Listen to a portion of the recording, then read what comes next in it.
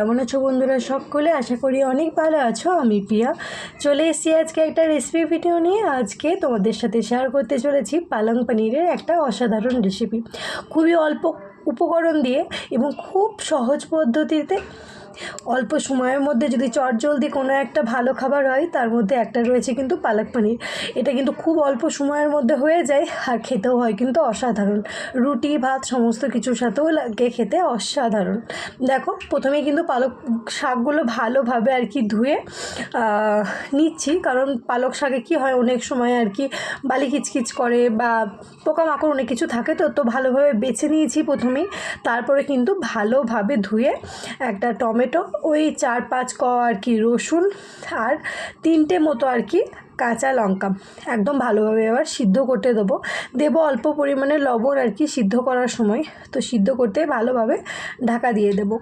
আর এই দিকে দেখো এবার কিন্তু আমি পনিরগুলো আর কি কেটে নিচ্ছি ছোট ছোট টুকরো টুকরো করে আর কি। তো এতটা পনির লাগবে না, অল্প পরিমাণে আর কি পনির ব্যবহার করব, কারণ অতিরিক্ত বেশি পনির দিলে একদম গিজগিজ করবে পনিরে, তার জন্যই আর কি হাফ নিয়ে নিলাম। আর দেখতেই পাচ্ছ আমার কিউটিটা এই দিক ওই দিক সেই দিক ঘুরে ঘুরে বেড়াচ্ছে আর কি। ও প্রথমে বুঝতে পারিনি এটা পনিরটা, ও ভেবেছে হয়তো চিজ, তাতে আমার বলছে আমাকে কি চিজ পকোড়া করে দেবে এই সমস্ত কিছু আর কি বলছিল। তো যাই হোক দেখতেই পাচ্ছ লাপালাপি ঝাপাঝাপি আর কি পিছনে হচ্ছে, আর এইদিকে কিন্তু আমি একটা একটা করে পনিরগুলো ভালোভাবে কেটে নিচ্ছি। বন্ধুরা প্লিজ ভিডিওটাকে স্কিপ করো না, পুরো ভিডিওটা দেখার অনুরোধ রইল। যদি ভিডিওটার কোনো অংশ ভালো লেগে থাকে লাইক কমেন্ট অ্যান্ড শেয়ার করে দিও। যারা প্রথম আমার ভিডিও দেখছো তাদেরকে অসংখ্য ধন্যবাদ, আর যারা প্রতিদিন আমার ভিডিও দেখো তাদেরকে অনেক ভালোবাসা। পনির আমার কাটা হয়ে গেছে, এইদিকে কিন্তু আমার শাকটাও অলমোস্ট সিদ্ধ হয়ে এসেছে।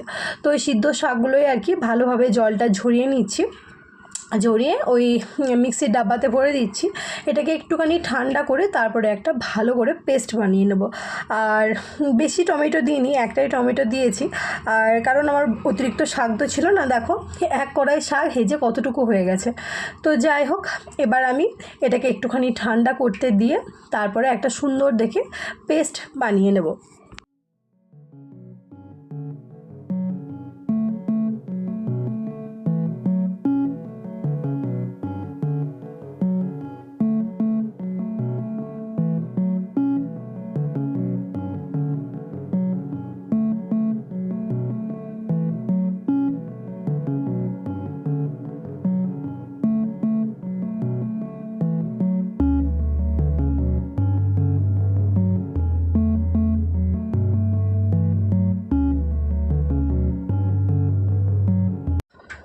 কড়াইয়ে তো সাদা তেল দিয়ে দিয়েছি, তো তেল গরমও হয়ে গেছে। দিলাম প্রথমে একটুখানি মেথি আর হিঙের ফোড়ন, আর কোনো কিছু ফোড়ন দেবো না, যেহেতু রসুন আমি ওই 4 ক মতো প্রথমেই সিদ্ধ করে নিয়েছিলাম, ওটা তো পেস্ট বানানো হয়ে গেছে।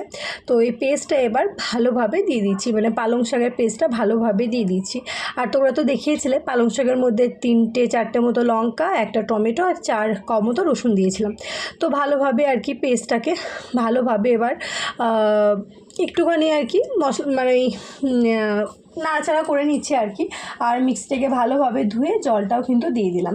এবার দেবো অল্প পরিমাণে দুধ, ওই কিছুটা দুধও কিন্তু দিয়ে দিলাম। এই পনিরের যে কোনো রেসিপিতেই একটু দুধ বাটার এ সমস্ত পড়লে বেশ খেতে ভালো লাগে, আর একটু তো মিষ্টি মিষ্টি হয়। তো যাই হোক ভালোভাবে আর কি এটাকে এবার ফুটতে দেবো। এবার আমি একটা একটা করে উপকরণ কিন্তু এতে দিতে থাকবো।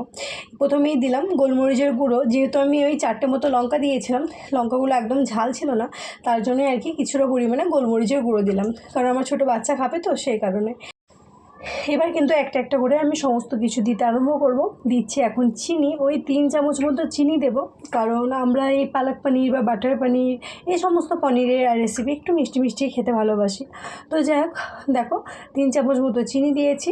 এবার দেব লবণ, স্বাদ হিসাবে লবণ দিলাম, অতিরিক্ত বেশি লবণ দিইনি। তারপরে টেস্ট করে দেখা যাবে, যদি লবণ কম হয় তখন লবণটা দিয়ে দেওয়া যাবে। এবার দেবো কাসুরি মেথি, মেথিটাকে হাতে ভালোভাবে আর কি গুঁড়ো করে নিয়ে ভালোভাবে কিন্তু দিয়ে দিলাম।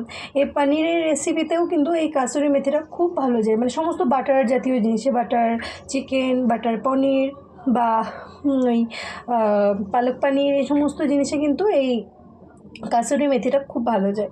তো যাই হোক বেশি করে আর কি দিয়ে দিয়েছি। আর আমি না গ্রেভিটাকে খুব বেশি শুকাবো না, একটু ঝোল ঝোল টাইপের রাখবো, কারণ আমার এই ঝোলটা খেতে বেশি ভালো লাগে। আমার হাজব্যান্ডও প্রচণ্ড পছন্দ করে এই ঝোলটা খেতে। এবার কিন্তু দিয়ে দেবো ওই পনিরের টুকরোগুলো। আগে থেকে কিন্তু আমি এই পনিরটাকে সিদ্ধ টিদ্ধ বা জলে সিদ্ধ করে নিইনি, কারণ এতে অনেকক্ষণ ধরে আর কি ফুটবে, সেই কারণেই। তো দেখো সমস্ত পনিরগুলো কিন্তু আমি একটার পর একটা আর কি অ্যাড করে দিচ্ছি।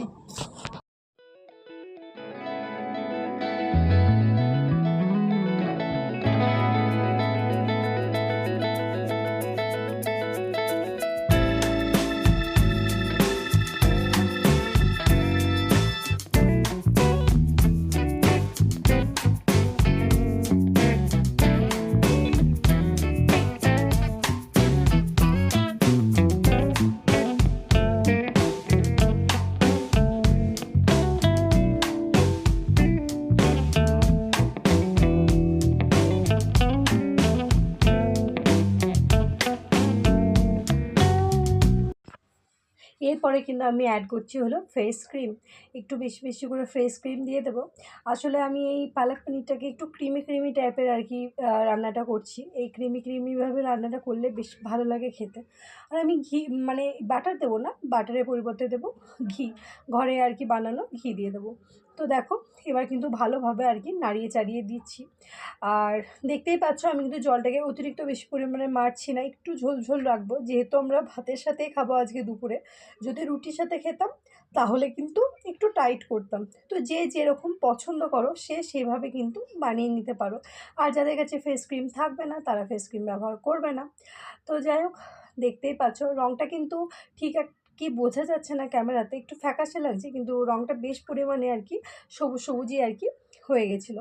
তো দেখো অনেকক্ষণ ধরে ফুটলো, আর বেশি ফোটাবো না, লাস্টে একটুখানি ঘি দিয়েই আর কি বন্ধ করে দেবো।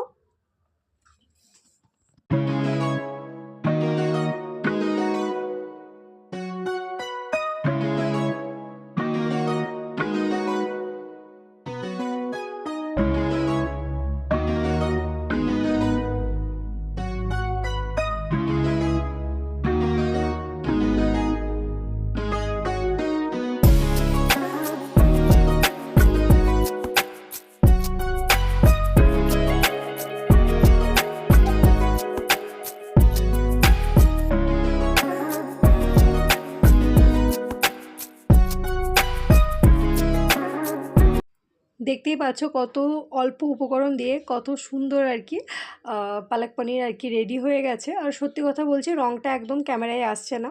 তো তোমাদের রেসিপিটা কেমন লাগলো অবশ্যই কমেন্ট করে জানিও। সবাই ভালো থেকো, সুস্থ থেকো, বাই।